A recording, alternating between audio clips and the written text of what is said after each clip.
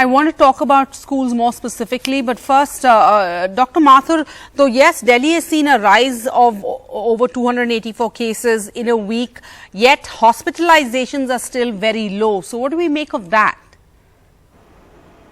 So this has been the case with the Omicron all throughout, that the hospitalization had been less, fortunately, and cases going into the ICUs and cases requiring oxygen had been very, very less as compared to what we had in the Delta wave. So meaning thereby that the disease was manageable, even if it was a lot of cases, otherwise it was manageable, and administratively it was much easier to manage this variant and the third wave which we had as compared to what we had the second wave, just because it behaved like that, not that drastically many things changed. So in this wave, which it's not the wave which I call, but yes, some uprise which is there in last 2 weeks, and especially in last 1 or 2 days, and especially in Delhi. Schools, we finally had schools reopen after 2 years. There's been a huge setback to education in India overall. Given the fact that Omicron is milder, children, I think, don't get affected as seriously.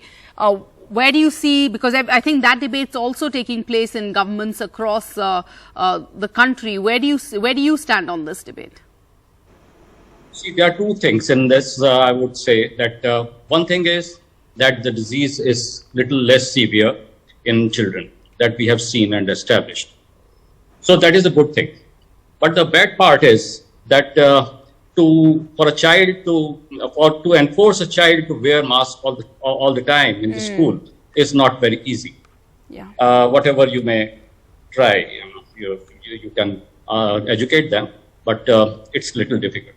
So the transmissibility, if the virus is very transmissible, as it is Omicron, and as Dr. Trehan just said, he mentioned about another variant which has not come, but we should always be alert on that, that is XE.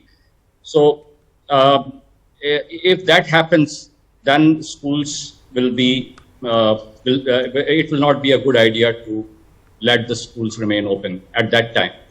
But as of now, things are not that bad, and if numerically and mathematically, when we say 10% more positivity and 40% more hospitalization in the ICU beds, that will warrant, making containment zone and containment areas.